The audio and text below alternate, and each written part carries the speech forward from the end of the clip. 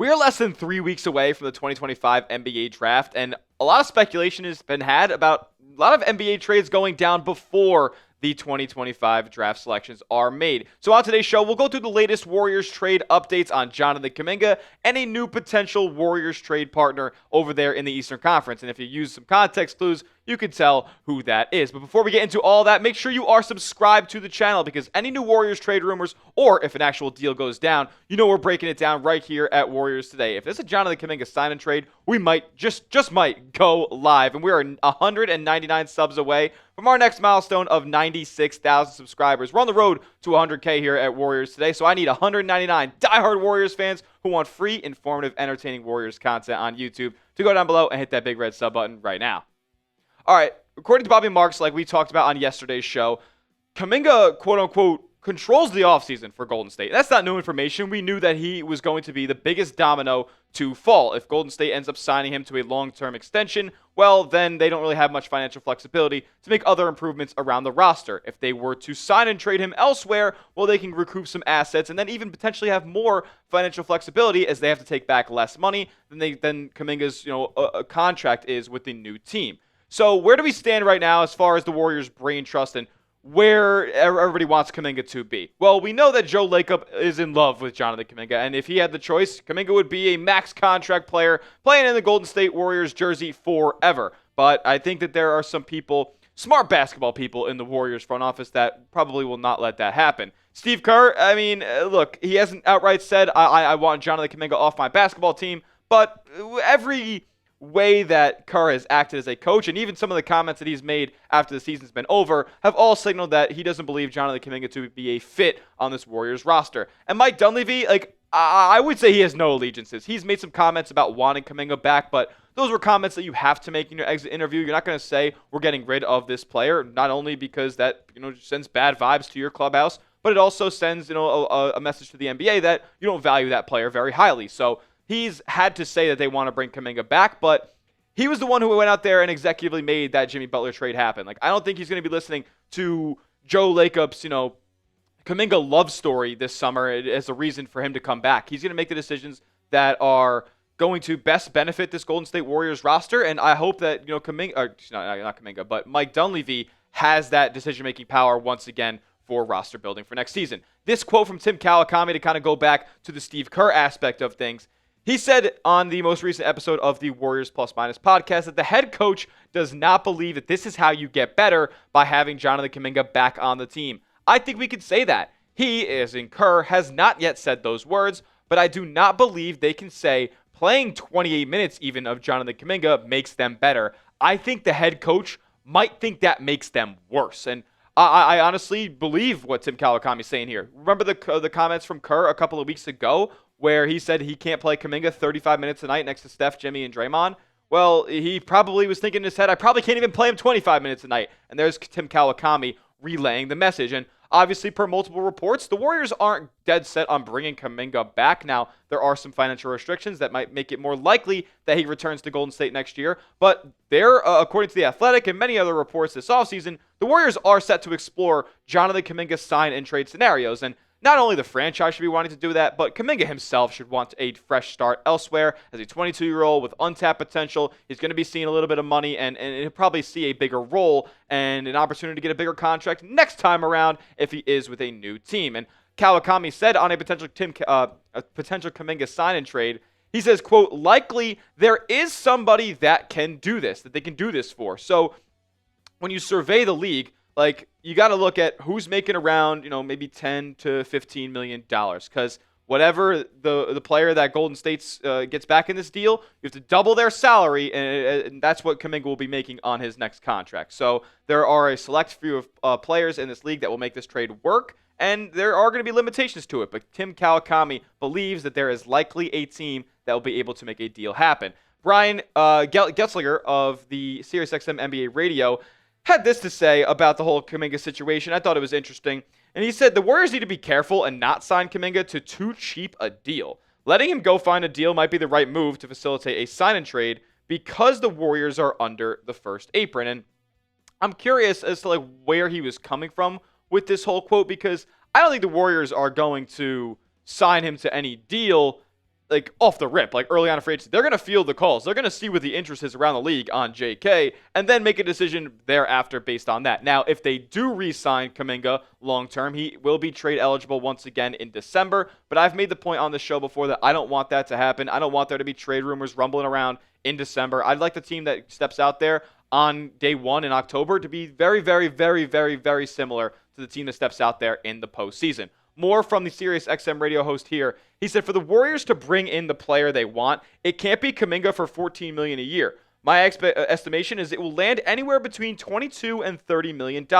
I wouldn't balk at $25 million. Kuminga has value out there. If I'm the Utah Jazz, the Washington Wizards, he's worth a conversation. Obviously, those are two teams that really don't have a ton of, designated on-ball creation for the future here. So with them having a lot of young talent, underdeveloped or on the roster as well, that could be a good landing spot for Kuminga. But overall, the message that we should take away from this whole quote here is the player that you get might not be as good as Jonathan Kuminga and likely will not be able to put up the numbers that Jonathan Kuminga has in his Warriors tenure so far. Like, are the Warriors banking on getting a guaranteed 16-plus point per game scorer, a player who can defend multiple positions on the wing? I'm not saying he's great at it, but he can do it. Like, there's a good chance that that player isn't as overall impactful, but maybe him fitting in the system a little bit better will make him an overall net positive rather than what Kuminga will bring in the future for Golden State. But I don't know. We all don't know what the value of Kuminga in a sign and trade will be at this point. Plus, there's only a certain number of players making around the salary that makes a trade possible. So, out of the players that do make it possible, name a player you'd want back in a Kuminga sign and trade. Let me know who that guy is down in the comments section, and we'll go through some potential sign and trade ideas for Kuminga in just a moment, as well as a potential trade partner for Golden State, being the Chicago Bulls. They have a lot of players who I'm pretty interested in, I'm not going to lie. Talk about that in just a moment, but first, I got to give a huge shout out to our sponsor, and that is Prize Picks. Prize Picks is America's #1 daily fantasy sports platform because it's daily fantasy made easy. Here's how it works. All you guys got to do is pick a lineup of 2 to 6 players and just pick more or less, whether it's basketball, hockey, both have the finals running rampant right now, or baseball, or even like bowling, darts, esports, or golf. Like, they have everything on Prize Picks. You can mix and match these different sports and win up to 2,000 times your money. Prize Picks always wants to make it easier for you guys to win real money watching your favorite sports as well, when they offer deals like Taco Tuesday, where they discount player stat projections each week, or Flex Friday, where if you lose your flex lineup every Friday, they'll give it back to you in promo funds up to $20. For the basketball finals that are ahead, starting on Thursday, Game 1, I got SGA to have more than 33.5 points. I got Isaiah Hartenstein more than 7 rebounds. And I got Tyrese Halliburton more than 9 assists. This would 5x my money. But again, you can up to 2,000 times your money on Prize Picks. So download the app today and use our promo code CLNS, like you see in the bottom right of your screen, for a free $50 when you place your first $5 entry. You don't even need to win that entry to receive the $50. It's guaranteed. So download the app, use the promo code CLNS for $50 instantly when you place your first $5 lineup. Prize Picks, run your game. All that information will be clickable in the comment section and description of today's show. All right, could the Warriors be set on a collision course for a trade with the Chicago Bulls? It looks like the Bulls are kind of open for business in the sense that they don't really have a ton of long-term allegiance to a lot of the players, especially a lot of the players making decent money on their roster. Matt Moore, a.k.a. Hardwood Paroxysm, over at the Action Network, had this kind of bombshell about the Chicago Bulls here this offseason. He said, this is outside speculative, but 2 Eastern Conference personnel figures believe that the Bulls are unlikely to retain both Josh Giddey and Coby White. If Giddey gets locked in, White could be moved. I'm skeptical of that because that sounds like a radical concept for the Bulls, and that doesn't sound like them. Saving money sounds like them, but not like this. Yeah, I will say, like, the Bulls, they're not known for the front office decision-making. Like, they have not been the best-run organization, clearly, over the past decade or so. So, like, this could be a team that, even Mike Dunleavy, who is still a pretty young and inexperienced general manager at this point, could probably swindle them into a deal where the Warriors win the trade. And who could that player be? Like Matt Moore just mentioned, like, the Bulls don't see Coby White, I would assume, as a long-term building block for the future. He's a ball-dominant player. Josh Giddey, also a ball-dominant player. So those two aren't too likely to coexist long-term in Chicago. And it seems at this point, Giddey is the guy that they're more likely to target as a re-signing. Obviously, Coby White still has 1 more year left on his deal, about $12.5 million. He's 25 years old. Like, I think he's a player who could be in Golden State long term. And he's an instant offense, a microwave type of scorer, and a guy who can go get it off of the bounce. And that's something that Golden State truly lacked this past season, especially in the postseason, especially when Steph went down. If Golden State had Coby White on their roster in the Minnesota Timberwolves series, look, I'm not saying that they win another game, but a lot of those decisions were really decisive in favor of the Timberwolves. I think those games would have been a lot closer had you had Coby White and his ability to hit jump shots from long range, hit jump shots, in isolation when the shot clock's running down. Like, a lot of Warriors possessions end up that way, and if you give the grenade, like, not to Buddy Hield and to Coby White instead, I think you're going to get a better look potentially. Now, what could a trade with Golden State and Chicago look like for Coby White? Well, I don't think it necessarily has to include Jonathan Kuminga. Now, there is some reported interest with JK and the Bulls, but could the Warriors get it done for just this package? Moses Moody and a 2027 first-round pick. That would be the final year of Steph Curry and Jimmy Butler's and Draymond Green's contracts. So, obviously, Golden State would likely be a playoff team. You'd hope at that point. Granted, they're all healthy, but that pick could end up being pretty valuable if that's not the case. Warriors get Coby White in exchange for Moses Moody and a 2027 top 8 protected pick. Look, I don't really know who says no in this trade. Golden State could be hesitant about giving away the future draft asset for a player that's not guaranteed to be with them long term. And then on the other hand, Chicago could be in a situation where they're like, well, Coby White's a lot better than Moses Moody at this point. We don't think that draft pick 2 years down the line is worth making this deal for. But again, at the same time, Coby White not going to be re-signed or extended if the Bulls bring back Josh Giddey this summer. So could that be a scenario where this trade makes sense?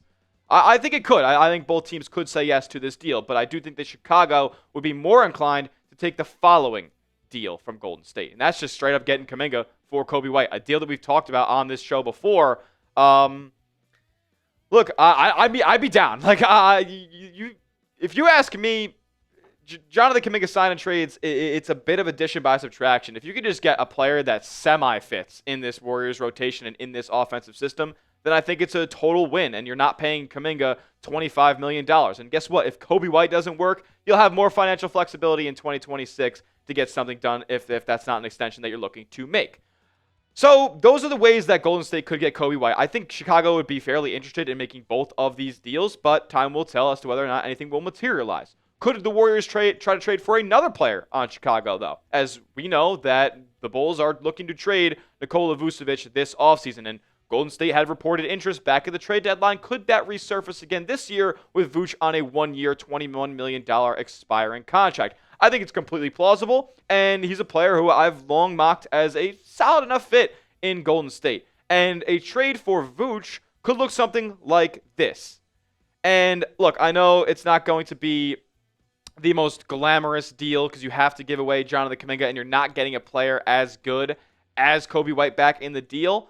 However, you're getting a 20-10 center. He's not the best defender, but he's going to fit in a Golden State system where he's an underrated playmaker and an underrated passer with the ball in his hands, can work out of multiple spots on the basketball court, and I think he will provide more ups than downs if he was to be coming to Golden State. Plus, you get Ayo Dosunmu, who is a really solid off-of-the-bench guard who can defend, he can shoot the basketball, he can kind of attack the rim as well as a slasher, and then you get rid of Jonathan Kuminga and Moses Moody. You don't see this Moody contract extension ever see the light of day, but at the end of the day, I think Golden State gets better with this trade, and to be honest with you, I think they get better with all of the trades that we've discussed on today's show with Chicago. I think both teams kind of see some positives with making and exchanging all the players that we've talked about so far.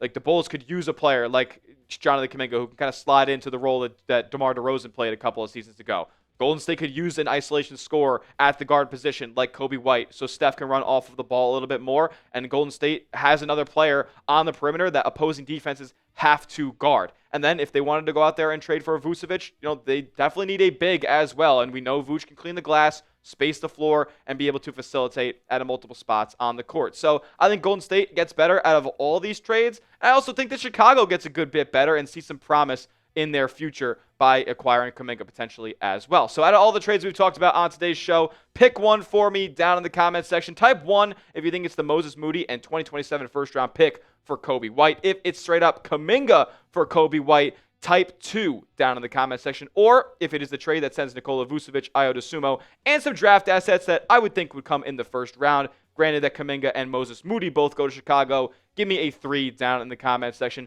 And make sure you are subscribed to the channel because, like I said, if anything goes down between Golden State and Chicago, or Golden State and anybody, especially concerning Jonathan Kuminga, you are going to find out about it right here at Warriors Today. So lock us in for free, informative, entertaining content all summer long during this Warriors offseason. We'll see you guys all in the next one. And as always, let's go Dubs.